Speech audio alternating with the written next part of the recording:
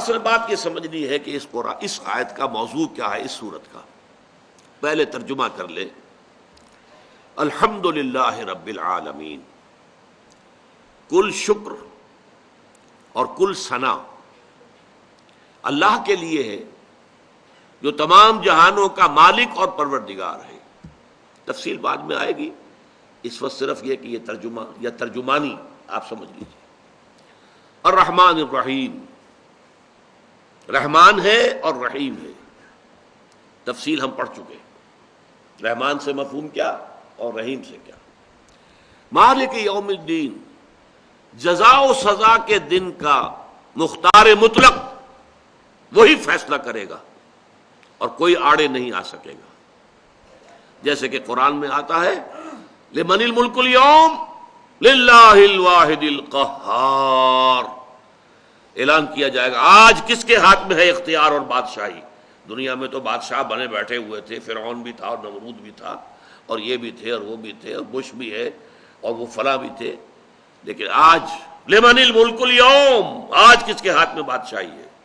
للہ الواحد القہار، آج اور کسی کے پاس کوئی اختیار نہیں۔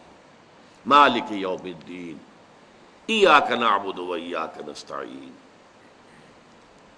اب ایک نقطہ نوٹ کر لیجئے گا، یہاں غیاب سے حضور کی طرف منتقل ہو گیا معاملہ۔ جب ہم کہہ رہے تھے الحمدللہ رب العالمین، ہم براہ راست اللہ سے مخاطب نہیں تھے۔ الحمد لکا نہیں کہا ہم نے، اے اللہ تیرے لیے حمد نہیں، الحمدللہ رب العالمین، یہ ہم غیب میں رہتے ہوئے اللہ کی مدح کر رہے ہیں۔ الرحمن الرحیم، مالک یوم الدین، اب تخاطب ہو گیا ایاک نعبد و ایاک نستعین، اے رب ہم تیری ہی بندگی اور پرستش کرتے ہیں اور کرتے رہیں گے۔ یہ دو ترجمے کیوں کیے میں نے؟ عربی زبان میں فعل مضارع میں دونوں چیزیں موجود ہیں، فعل حال بھی اور فعل مستقبل بھی۔ کرتے ہیں یہ اظہار حال ہے، کرتے رہیں گے یہ ایک عہد ہے، یہ وعدہ ہے، قول و قرار ہے، اور تجھ ہی سے مدد چاہتے ہیں اور چاہتے رہیں گے۔ اہدنا الصراط المستقیم، ہمیں سیدھے راستے کی ہدایت بخش۔ صراط الذین انعمت علیہم، راستہ ان کا جن پر تیرا انعام نازل ہوا، تو نے انعام فرمایا۔ غیر المغضوب علیہم، جو نہ تو مغضوب علیہم تھے کہ ان پر تیرا غضب نازل ہوا ہو، ولا الضالین، اور نہ گمراہ تھے کہ وہ راہ حق سے بھٹک گئے ہو۔ آمین، اے اللہ ایسا ہی ہو۔ یہ آمین کا لفظ بھی نوٹ کر لیجئے، یہ لازم ہے، البتہ فرق کیا ہے؟ وہی بالجہر کہیں گے یا خاموشی سے کہیں گے، اس میں اختلاف نہیں ہے، کہنا ضرور ہے آمین۔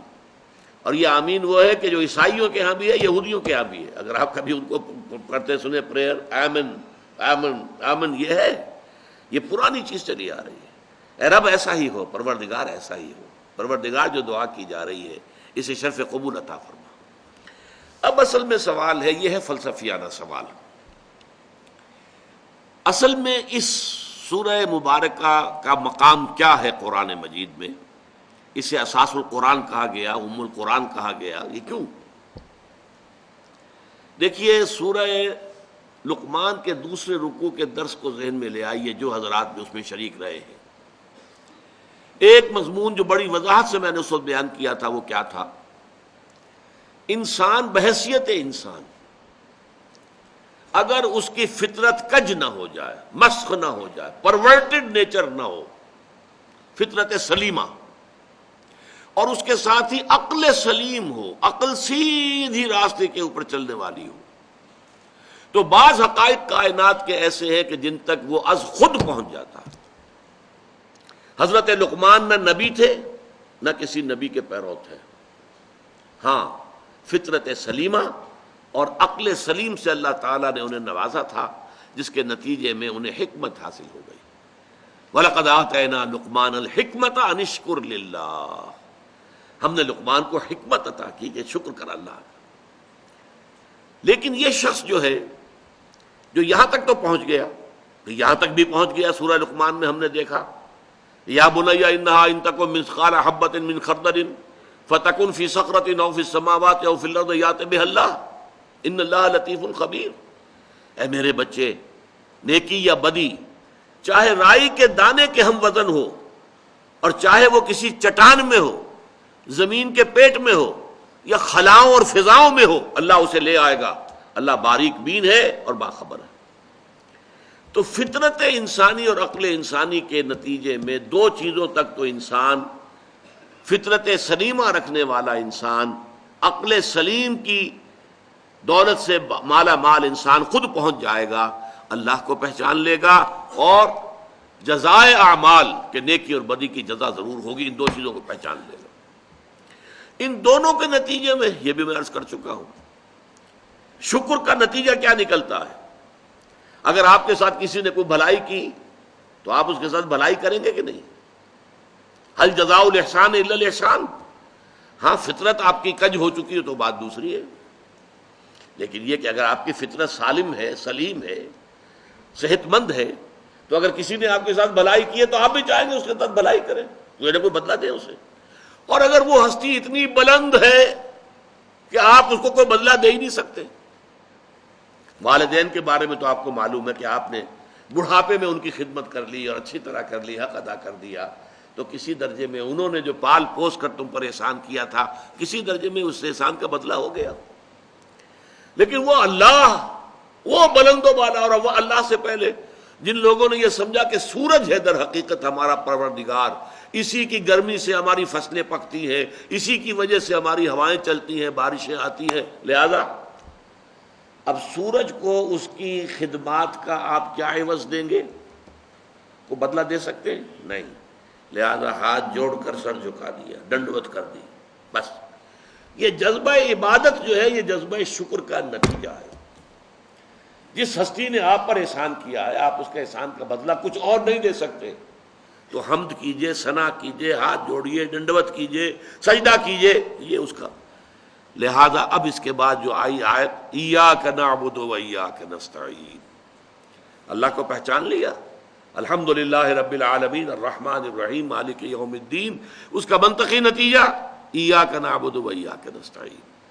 اس سے آگے بات آئی، مقطع میں آپ پڑھی ہے سخن بسترانہ بات، یہاں تک تو انسان پہنچ گیا، اب عملی زندگی کے اندر کیا کرے کیا نہ کرے۔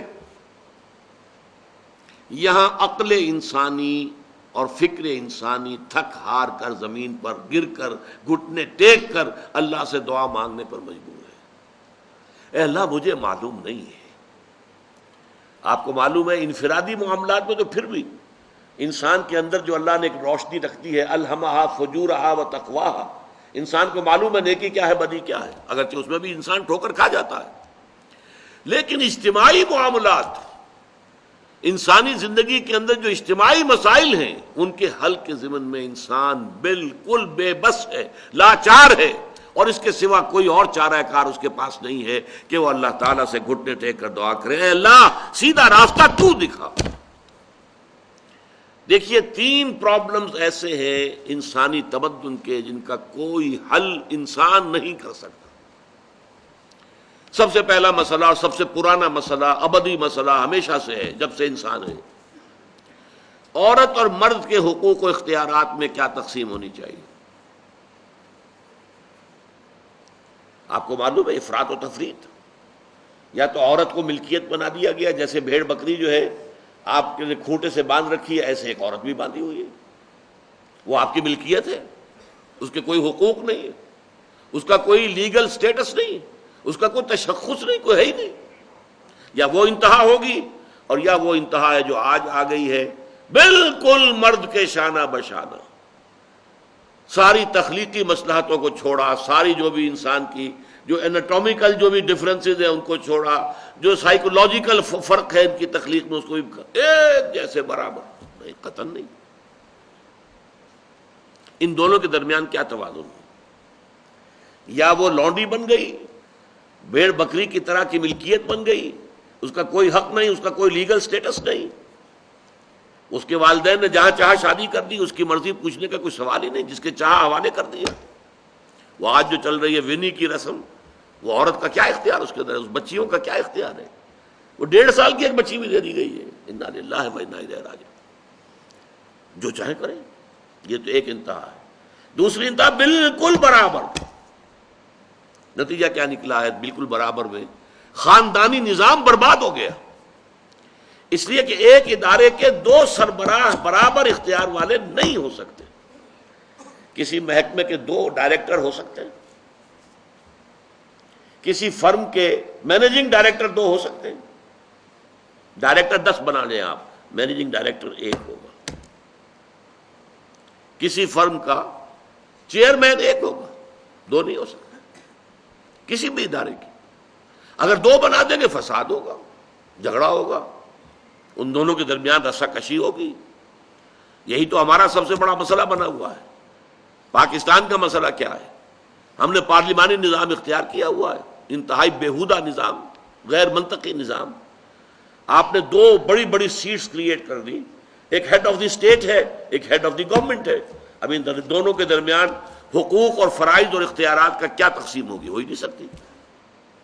یا سارا کچھ صدر کے پاس جائے گا اور وزیر اعظم جو ہے وہ جونیجو کی مانند وزیر اعظم بن جائے گا، یا سارا کچھ وزیر اعظم کے ہاتھ میں ہوگا اور صدر جو ہے چودھری فضل الہی بن جائے گا، کہ جس کو وہاں ان کی دیواروں پر لکھا گیا تھا رہا کرو انہیں، چودھری فضل الہی کو رہا کرو. یہی ہوگا. تو ایک گھر کے 2 جو ہیں 2 سربراہ نہیں ہو سکتے. خاندانی ادارہ تباہ ہو چکا ہے. اور جیسے کہ یہ آپ کو کہاوت ہے کہ جس بلی کی دم کٹ جائے وہ چاہتی ہے کہ تمام بلیوں کی دمیں کٹ جائیں. یورپ میں، امریکہ میں برباد ہو گیا خاندانی ادارہ. آج وہ تلے ہوئے ہیں کہ مشرق میں اور خاص طور پر مسلمان ممالک میں ابھی اگر کچھ انٹیکٹ ہے یہ خاندانی ادارہ. کچھ خاندانی اقدار ہیں جو برقرار ہیں، کچھ والدین کی عزت اور عظمت اور کچھ ان کا احترام اور ادب اور خدمت کا مادہ ہے جو برقرار ہے. چاہتے ہیں کہ ختم ہو جائے، تباہ و برباد ہو جائے. والدین بوڑھے ہو گئے تو پھینکو ان کو اولڈ ایج ہاؤسز کے اندر، اولڈ ہاؤسز میں. گھر میں کائے کو رکھنا ہے؟ نوجوان جوڑا ہے، اس کے خامخواہ ان کی خواہشات اور ان کے معمولات میں بیچ میں آڑے آنا. بوڑھی ماں جو ہے بولے بغیر رہے گی نہیں، دنگا فساد ہوگا تو رکھو اس کو وہاں پر اولڈ ہاؤس کے اندر. اللہ اللہ خیر سمجھ. یہ ہے اصل میں مسئلہ.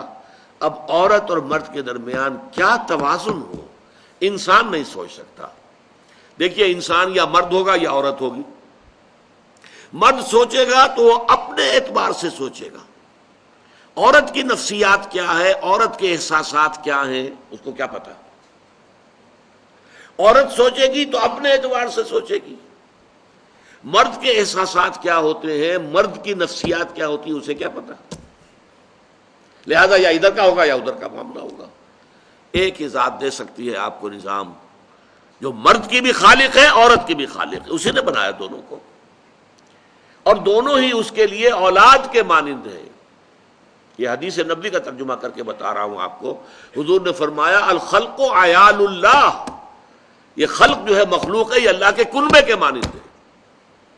تو مرد بھی اللہ کے اس کنبے میں شامل ہے، عورتیں بھی شامل ہے. اس نے نظام دیا، شادی بیاہ کے یہ قوانین ہونے چاہیے، طلاق وغیرہ کا یہ مسئلہ ہونا چاہیے. یہ سارا ضابطہ جو دیا ہے وہ اس لیے دیا ہے کہ یہ انسان اپنے ذہن سے نہیں سوچ سکتا. آج تباہی آ گئی ہے مغرب کے اندر. شادی کرنا ہی نہیں چاہتے. We are living together. شادی کریں گے تو نتیجہ پتہ ہے کیا نکلتا ہے. آپ نے اپنی بیوی کو طلاق دی، سب سے پہلے تو یہ کہ آدھی پوری آپ کی جو ملکیت ہے اس کا آدھا حصہ دے دیے اسے. نمبر 2، گھر اگر آپ کا اپنا ہے تو اس میں بیوی رہے گی، آپ نکل جائیے یہاں سے. کوئی مرد اس کو قبول کرنے کو تیار نہیں تو وہ شادی کرتا ہی نہیں. اور عورت کی ضرورت ہے، لہذا عورت بغیر شادی کیے بھی اس کے ساتھ رہتی ہے، بچے پیدا کرتی ہے. But without marriage, without marriage جو بچے پیدا ہو رہے ہیں حرامی بچے. تو پچھلے سال صدر کلنٹن نے کیا کہا تھا، اس کا جو اپنا خطاب تھا نیو ایئرز ڈے کا، وہ خطاب کیا تھا؟ ان قریب ہماری قوم، امریکن قوم کی اکثریت حرام زادوں پر مشتمل ہوگی. یہ حرام زادہ ترجمہ کیا ہے میں نے، بورن وداؤٹ ویڈ لاک، شادی کے بندھن کے بغیر پیدا ہونے والے. اسی کو ہم حرامی کہتے ہیں. حرامزادے کہتے ہیں، اور کس کو کہتے ہیں؟ اچھا دوسرا مسئلہ، پہلا مسئلہ تو یہی ہے، پرانا بہت ہے، قدیم ہے۔ دوسرا مسئلہ، ایک ریاست ہے، ایک نظام ہے، اس کے کچھ اختیارات اور حقوق ہونے چاہیے، ایک عوام ہے، ان کے کچھ اختیارات ہونے چاہیے۔ عوام چاہیں گے زیادہ سے زیادہ آزادی ہمیں ملے، ریاست چاہے گی زیادہ سے زیادہ اختیار ہمارے ہاتھ میں ہو۔ اب جو کچھ ہو رہا ہے ترمیمات کے ضمن میں کیا ہو رہا ہے؟ ایک طرف جو ہے مشرف صاحب چاہتے ہیں زیادہ سے زیادہ اور طویل سے طویل میرا دور اقتدار ہو اور اختیارات جو ہے میرے ہاتھ میں آ جائے، گھنٹہ گھر بن جاؤں میں فیصل آباد کا۔ ساری کوشش ان کی ہے، اور یہ ARD وغیرہ کیا کر رہی ہے کہ نہیں، حقوق عوام کے ہاتھ میں آنے چاہیے۔ اب اس میں بھی توازن کیا ہو، یا ٹوٹلیٹیرین سٹیٹ وجود میں آ جاتی ہے جو رشیا میں تھی، USSR میں تھی، عوام کے کوئی حقوق نہیں، no freedom of speech, no freedom of association, نہ تم اپنے خیالات کا اظہار کر سکتے ہو، نہ تم کو جماعت بنا سکتے ہو۔ یہ نظام تھا، کام کرو، ویجز لو، بس اللہ اللہ خیر صلی اللہ، حیوانوں کی طرح پر کہ صرف راتب دے دیا جائے گا، باقی تمہیں کوئی تمہاری ایکسپریشن، کوئی اپنے خیالات کا اظہار، کوئی فریڈم آف ایسوسیشن نہیں۔ امریکہ دوسری انتہا پر، مادر پدر آزاد، دو مرد شادی کرنا چاہتے کر لیں، ایک مرد بیوی ہو جائے گا اور ایک مرد شوہر ہو جائے گا، لیگلی قانون کے نزدیک ریکگنائزڈ ہوگا۔ ایک آزادی کی وہ انتہا ہے۔ گیز، ہومو سیکشولز، وہ وہاں جلوس نکالتے ہیں، بڑے ٹھاٹ سے نعرے لگاتے ہوئے گزرتے ہیں، وہ ہنستے ہیں، ہم لوگوں پر ہنستے ہیں، یہ پاگل لوگ ہیں یہ جو اس کو ہومو سیکشولیٹی کو بری شے سمجھتے ہیں۔ اور نیو یارک کا جو میئر ہے وہ لیڈ کرتا ہے پروفیشن، کیوں کرتا ہے؟ اسے اگلا بھی الیکشن لڑنا ہے، اور گیز کے ووٹس بہت ہیں۔ اس سے اندازہ کیجئے کہ کتنی پرسنٹیج وہاں گیز کی ہو چکی ہے، ہومو سیکشولز کی۔ یہاں تک کہ طے کر دیا گیا ہے مذہبی میدان میں بھی گیز کو اجازت ہے، وہ پادری بن سکتے ہیں، گیز ہیں، ہومو سیکشولز ہیں، فطرت کے خلاف کام، یا وہ آزادی ہے؟ تو کہاں ہے بیلنس؟ انسانی ذہن کے لیے ناممکن ہے اس بیلنس کا تلاش کرنا۔ نمبر 3، سرمایہ اور محنت۔ پروڈکشن جو بھی ہوتی ہے دو چیزوں سے ہوگی۔ سرمایہ دار تھا، اس نے کارخانہ لگایا ہے، اتنے کروڑ روپے لگا دیے ہیں، یہ کیا ہے، وہ کیا ہے، یہ سرمایہ ہے، لیکن وہ کیا کر لے گا اکیلا؟ 10,000 آدمی کام کر رہا ہے، لیبر ہے۔ اب جو کچھ بھی بن رہا ہے، جو پروڈکٹ بن رہا ہے اور جو اس سے آمدنی ہو رہی ہے، اس میں دونوں کے حصہ ہے، لیبر کا بھی حصہ ہے اور سرمایہ کا بھی حصہ ہے، لیکن منافع میں کتنا حصہ سرمایہ کا ہوگا، کتنا لیبر کا ہوگا، کون طے کرے گا؟ یا تو سرمایہ داری بن جائے گی، صاحب میں تو آپ کو 10 روپے دے سکتا ہوں ڈیلی ویج، منظور ہے تو کام کیجئے ورنہ چاہیے دفع ہو جائیے۔ اور بہت سے آپ کے بھائی موجود ہیں جو 10 روپے پر کام کرنے کے لیے تیار ہو جائیں گے۔ ساری دولت سمٹ کر جا رہی ہے کارخانے دار کے ہاتھ میں۔ کیپٹلزم، جو کیپٹل ہے، جو سرمایہ ہے، اصل جو ہے دولت اسی کی طرف، روپے کو روپیہ کھینچتا ہے، پیسے کو پیسہ کھینچتا ہے۔ لہذا امریکہ میں آپ کو ایسے لوگ مل جائیں گے جنہیں اپنی دولت کا اندازہ نہیں ہے کہ کتنی دولت ان کے پاس ہے، بلینز آف ڈالر کا ایک ایک چیک لکھ سکتے ہیں، اور یہودی ہیں وہ۔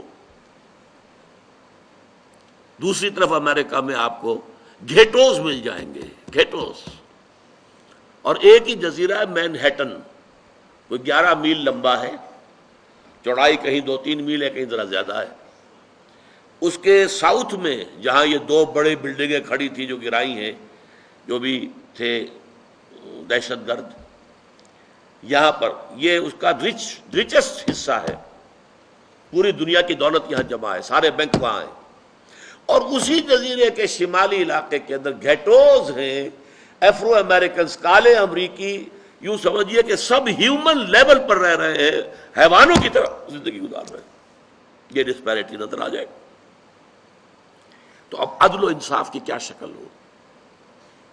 یا وہ ہے جو رشیا میں اور USSR میں تھا، یا یہ ہے جو امریکہ میں اور اس کے الائز کے اندر ہے۔ یہ ہے وہ مسئلہ جہاں انسان ہاتھ جوڑ کر گھٹنے ٹیک کر اللہ سے دعا کرنے پر مجبور ہے، اے اللہ تو نے مجھے فطرت سلیمہ بخشی، اے اللہ تو نے مجھے عقل سلیم سے نوازا، اے اللہ میں نے تجھے پہچان لیا کہ کل شکر اور کل ثنا کا مستحق تو ہی ہے، اے اللہ میں نے تجھے پہچان لیا کہ تو تمام جہانوں کا پروردگار اور مالک ہے، اے اللہ میں نے تجھے پہچان لیا جزا و سزا کے دن کا مالک و مختار مطلق تو ہے، اے اللہ میں نے طے کر لیا ہے تیری ہی بندگی کرتا ہوں اور کروں گا اور تیری ہی تو ہی سے مدد چاہتا رہوں گا، لیکن اے اللہ میں مجبور ہوں، میری عقل جو ہے میرا ساتھ نہیں دیتی، کروں کیا، چلوں کس راستے پر، کون سے راستے پر؟ یہ عملی حصہ ہے دین کا، وہ سارا تھا فکری نظری ایمانی حصہ، الحمدللہ رب العالمین الرحمن الرحیم مالک یوم الدین، یہ کیا ہے؟ یہ ایمانی فکری نظریاتی حصہ ہے۔ عملی حصہ کیا؟ اہدنا الصراط المستقیم، ہمیں سیدھے راستے کی ہدایت بخش، صراط الذین انعمت علیہم، راستہ ان کا جن پر تیرا انعام ہوا، تیرے پسندیدہ بندے جو ہوئے، غیر المغضوب علیہم، جو مغضوب علیہم نہیں ہوئے، ان پر تیرا غضب نہیں آیا، غصہ نہیں آیا، ولا الضالین، اور نہ ہی وہ سیدھے راستے سے بھٹکے۔ یہ ہے سورہ فاتحہ کا مقام، گویا کہ اصل میں یہاں پر قرآن مجید اس کے اصل مخاطب کون ہے؟ وہ سلیم الفطرت لوگ، وہ سلیم العقل لوگ، جنہیں قرآن کہیں کہتا ہے الذین یعقلون، کہیں کہتا ہے الذین یفقہون، کہیں کہتا ہے اولو الالباب، ہوش مند لوگ۔ یہ وہ لوگ ہیں کہ قرآن مجید اصل میں ان سے مخاطب ہے، اور وہ خود سفر طے کر کے اللہ کی ذات تک، معرفت خداوندی تک تو پہنچ گئے ہیں، لیکن اب عملی زندگی کے اندر رہنمائی کے لیے درخواست کر رہے ہیں، اہدنا الصراط المستقیم صراط الذین انعمت علیہم غیر المغضوب علیہم ولا الضالین۔ یہی وجہ ہے کہ فوراً سورہ بقرہ شروع ہوتی ہے، الف لام میم ذالک الکتاب لا ریب فیہ ھدی للمتقین، یہ ہدایت ہم تمہیں دے رہے ہیں۔ یہ قرآن جواب ہے اس دعا کا، اہدنا الصراط المستقیم صراط الذین انعمت علیہم غیر المغضوب علیہم ولا الضالین، آمین یا رب العالمین۔